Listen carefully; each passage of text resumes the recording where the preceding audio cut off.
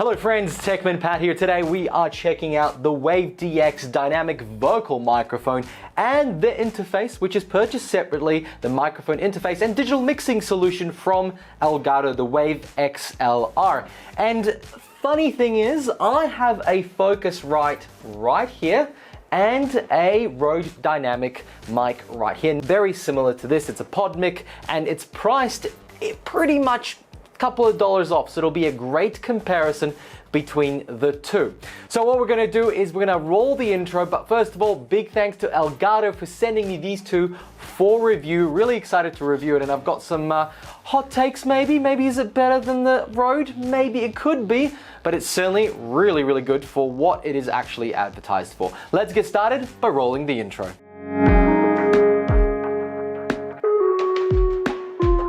So we're going to move around a little bit. We've got my camera here, we've got the camera over here, and you are now listening to a Rode wireless little microphone. It's a lapel microphone. It is what I use every day for all my videos because it's just easy to mount there. It's wireless to the camera. I don't have to do those clap syncs, and that's cool.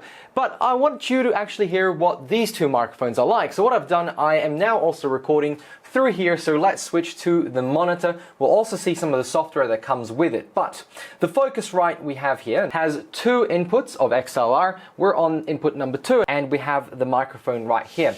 Now I've tried to put both microphones, I haven't started using them, in an area where my voice is going to be speaking, and I've also set them to have this most similar gains. The gain is a button over here, or rather a little knob, and on here, on the Wave XLR system, it's actually much cooler. It is a little knob that you press and you select microphone, your monitoring, and your mixing. And so right now we're on microphone, I've set it up. So let's jump in and listen to the Elgato Wave. All right, this is it, folks. It's nicely picking just in the yellow before it goes overboard, and I think it sounds great. It's very roomy. I've been using it for a couple of other videos. Kind of brings through a little bit of depth in your voice. However, let's listen to the Focusrite. The Focusrite can do the same, and I think the idea here is that both are similar in price and hence have similar features. However, the Wave DX has some really cool things. As you can notice, we're going to switch to the Wave. First of all, it is a completely metal encased microphone. The XLR cable that Elgato sent along is really nice. It's braided. It looks really lovely. Like this whole black setup, it's great. This is actually my own personal stand, but the microphone has enough, I suppose, bits and adapters to fit anything in the box. You can also buy a $20 stand, which I'll link below if you would like to have that. It's very heavy. I really like it. Especially, it doesn't bring through the vibrations of the table, but one of these arms is probably recommended.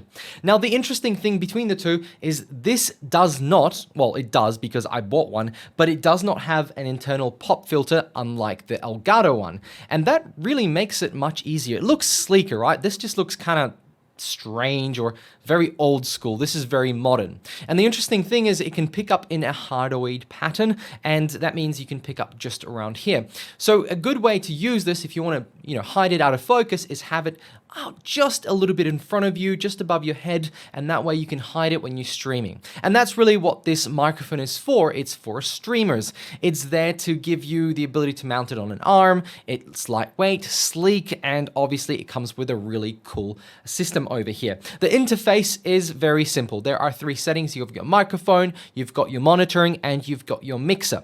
Now, obviously the monitoring is as is, you've got your plug in the back, you can monitor on headphones, or you can push that straight back through into the computer. You've also got headphones in there, which passes through the Elgato interface, which I actually use to play my speakers in this computer. So I can control all my sounds through this little contraption right here. And that's, it's really nice. I just keep it on there, flick a button, you press the center button, and off you go.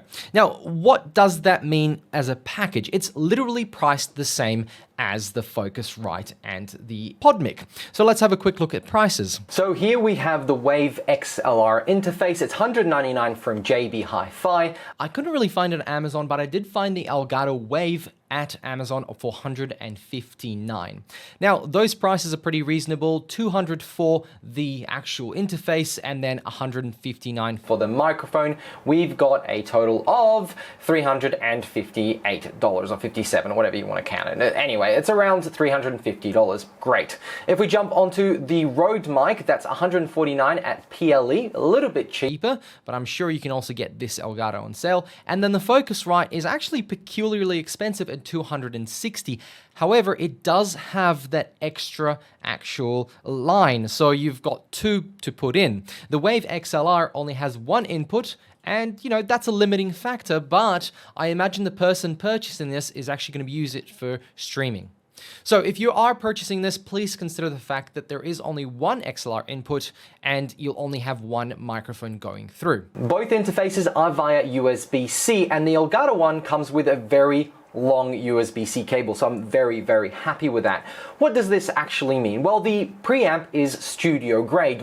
What does that mean? Well, it's very high quality, it's got high quality components, it's got anti-clipping technology, which is great. It has, of course, phantom power, 48 volts, and zero latency monitoring, which means that if you plug in your headphones into the side, there'll be no delay between your voice and the actual sound that comes in the headphones. This is really important when you're obviously monitoring. You don't want that latency. It can put you off when you're speaking, when you're playing games. It's kind of annoying. It also has the multifunctional control dial and a capacity mute sensor, which is really cool. You can just put your hand over it and it'll mute.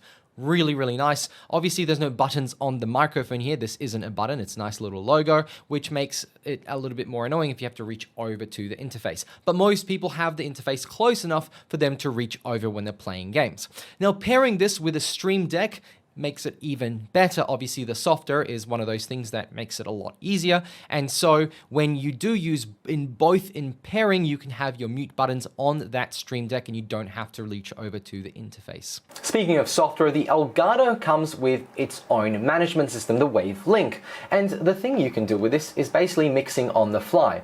You can add multiple audio inputs, which means you can then start mixing sounds like your in-game sounds and obviously your microphone. And you can see here, it's coming through and giving me all the information I need to know. Something that the actual Focusrite is missing, it doesn't have its own software. You need to download a standard Windows DAW, or maybe you'll have it in maybe your Fruit Loops or something. You'll use the software there to control it. I do prefer its own software just in case I need to fiddle around with it a little bit more. So I do, I suppose, enjoy this one here. You can set things like low impedance mode, some audio enhancements like low cut filter. I've got it at 80 Hertz at the moment, clip guard on, and there's wave gain lock. This is really useful. So if I speak really, really loudly, it shouldn't peak too badly. It wouldn't rip through the gain, which is great. I'll just turn that back off. I'm not planning on speaking too loudly apart from that one. And we've got some color settings for the colors over here, because what it does have is an ability to give you a bit of a notification that something's not right, especially when you're in game. It can change the colors on the interface to mimic, let's say, if your gain is too high and you need to reduce it, or the mute is on and things like that. So it's really, really cool. Furthermore, you can put some effects onto this actual stream. So imagine your microphone coming through the interface being a line. Now let's add some effects. At the moment, you can upload your own or download your own and import those presets, or we can add something like the Elgato EQ or Elgato Noise Remover, or they do have an NVIDIA Broadcast Noise Remover by Elgato. I don't know, it works really, really well. It does remove a lot of the audio. I cannot overestimate how great the Wavelink software is. It's extremely powerful. And I mean, you can't compare it to FL Studio, which is what I'm used to using, but still, for something that is only really required for voiceover work and a whole bunch of effects, this Wavelink software is great and it'll do exactly what you needed. With the VST2 and 3 plugins, you can really just download anything you want and start using it. It supports a lot of this good stuff that more powerful software like FL Studio has access to. So big thumbs up from me. So a little bit more about this microphone. As mentioned, it has a cardioid pattern pickup. It is obviously speech optimized. It's not really meant for music or musical instruments. You can do it, obviously it's a microphone, but I think the setup here is specifically for voice, and I really like it. This is my main microphone now. I have put the PodMic away. I do love the stylish look and the build quality is impressive. And that internal pop filter just kind of just finishes off that look. What's the point of having this windsock on top when it just looks ridiculous, it looks bulky, and I really like the interface. It looks a lot cleaner than the Focusrite, especially if all I'm doing is recording podcasts or videos like this. And finally, it does have room noise rejection, and that's built in. That's beyond just the settings that you saw before. I think it picks it up really well. Right now, there is a fan spinning above me. You can't hear it, which is impressive. And there is also 7 fans running on the computer on the wall over there. And again, very quiet. I'm impressed. Right now, there is a fan spinning above me. You can't hear it, which is impressive. So some thoughts on using the system here. So I've streamed a few games, I've done a few video calls actually on it, and I've recorded a couple of videos. What I've found with, especially the interface, it's reduced the low humming noise in my setup, especially the fan and the fans over there from the computer, but also this tinge of what the PodMic used to pick up, and I think it was the fault of the Focusrite. I think it was just something not quite right. I am testing it in the same USB, it's directly to the computer, so I don't think it was the computer, but it just seems to be a lot cleaner, and I just think it's the low pass filters that are built into the actual interface that are doing this. So I found my sound to be more full. I've heard that it's not as bassy, but I think that's just maybe my voice, maybe it's not as bassy, I don't know. The PodMic kind of sounds the same. You guys be the judge. Let me know what you think. Do you like the PodMic better, or do you like the Elgato? And so who is this for? Well, it's probably for a streamer who's already got some other Elgato equipment. At the end of the day, this stuff looks pretty great compared to the Focusrite, which I think is more focused on musicians. This is much more for a streamer or a podcaster, and it's priced similarly, and you're not really losing out on too many features apart from that extra XLR. You are gaining software specific to streaming games and obviously podcasting and voice work, and the microphone itself is sleek, comes with a pop filter that you don't have to buy separately, unlike with the PodMic over here. Of course, this one here has a pop filter too. You do need it, so I'm so happy that this has it. You don't have to those bulky ones that are in front sometimes. And of course, it's priced pretty much on par with other systems. I think if there's a massive sale on, I would recommend this if you're streaming games or podcasting.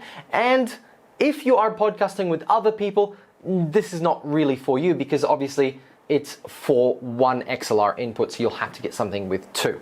Friends, thank you very much for watching. I hope you enjoyed this really quick review of the Elgato ecosystem right here, the microphone and the interface. I'll put the links below where you can buy them. And of course, huge thanks to Elgato for sending these for review. I'll catch you all in another one. Bye!